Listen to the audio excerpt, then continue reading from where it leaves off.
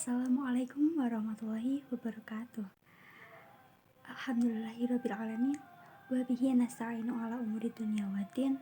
Wassalat wassalamu ala asrafil anbiya'i wal mursalin Sayyidina wa maulana Muhammadin wa ala alihi wa sahbihi ajmain, amma ba'du.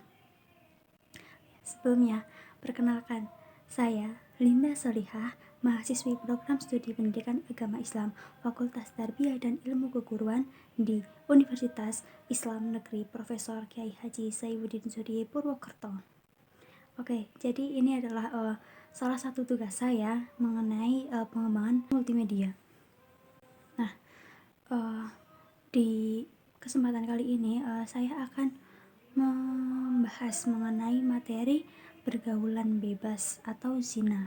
Nah, ini tuh materi kelas 10 semester Gasal bab 6 tentang pergaulan bebas atau zina. Nah, sebelumnya pergaulan bebas itu apa sih? Seperti yang ada pada surat Al-Isra ayat 32 yang membahas mengenai larangan mendekati zina. Mendekati zina aja tidak boleh, apalagi melakukan. Itu sangat-sangat jangan dilakukan. Jangan sampai kita melakukan.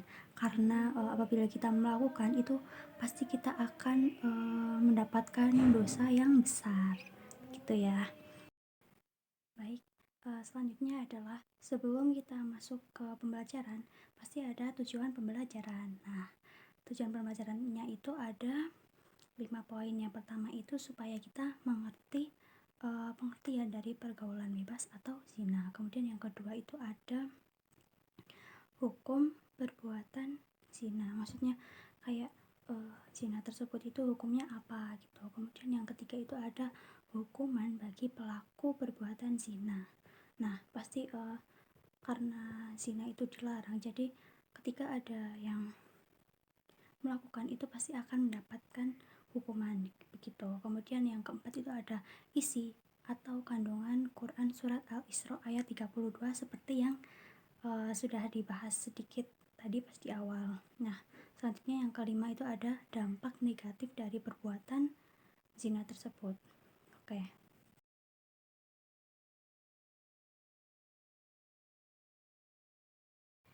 Oke, sekarang kita lanjut ke materi yang pertama, yaitu ada pengertian zina. Zina itu apa sih gitu kan? Nah, zina itu pengertian zina itu ada menurut bahasa dan juga menurut istilah. Ya, yang menurut bahasa itu berasal dari kata zana yazni. Yang artinya adalah hubungan antara laki-laki dan perempuan yang sudah balik tanpa memiliki ikatan apapun yang sah, tanpa memiliki suatu ikatan yang sah menurut hukum Islam gitu. Oke, kita lanjut ke pengertian yang menurut istilah. Sedangkan menurut istilah, zina itu adalah hubungan selayaknya suami istri tanpa memiliki suatu ikatan pernikahan. Nah, di situ tuh dari keduanya maupun dari salah satunya yang belum menikah sama sekali ataupun sudah menikah begitu tetap dinamakan zina begitu.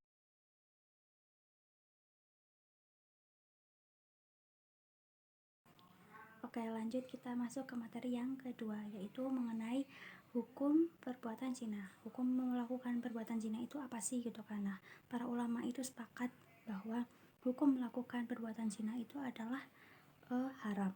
Nah, seperti yang dijelaskan pada Quran surat Al-Isra ayat 32 bahwa kata jangan mendekati zina. Nah, itu tuh merupakan larangan bahwa kita tidak boleh mendekati zina apalagi melakukannya begitu. Jadi melakukan zina itu merupakan perbuatan yang haram. Mendekati aja tidak boleh apalagi melakukan.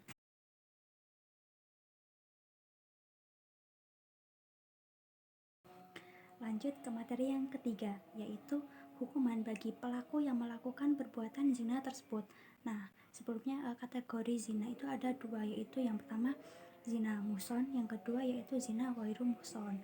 Sebelumnya zina muhson itu apa sih? Nah, Zina muhson adalah zina yang dilakukan oleh perempuan atau laki-laki dan keduanya itu udah pernah menikah. Maksudnya zina itu dilakukan oleh orang laki-laki dan juga perempuan yang sudah menikah. Nah, itu dinamakan zina muhson.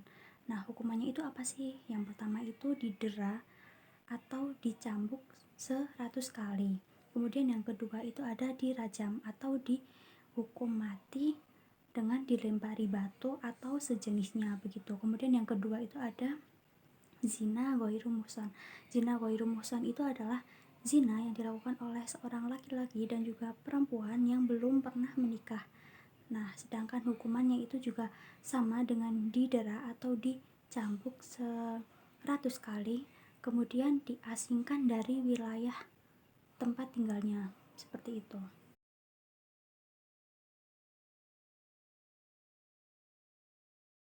Oke, kita lanjut ke materi yang keempat, yaitu isi dan kandungan Quran Surat Al-Isra ayat 32. Nah, ayatnya itu berbunyi bagaimana sih gitu kan.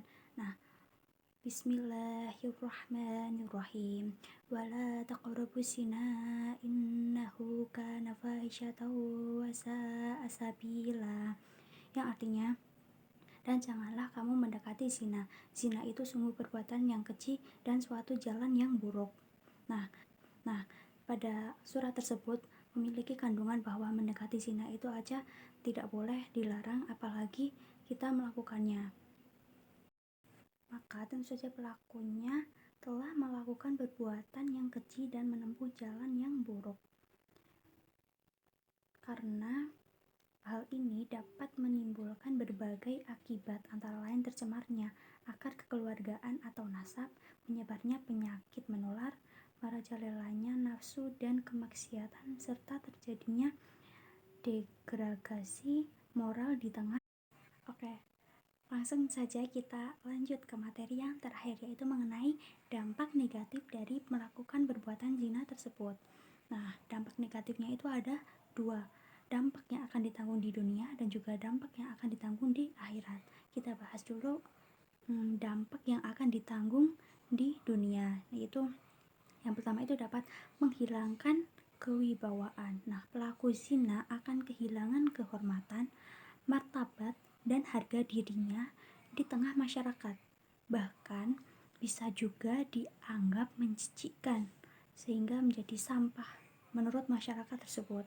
Kemudian yang kedua itu ada menyebabkan kefakiran. Nah, tidak jarang perilaku zina itu akan menyebabkan kefakiran bagi pelakunya karena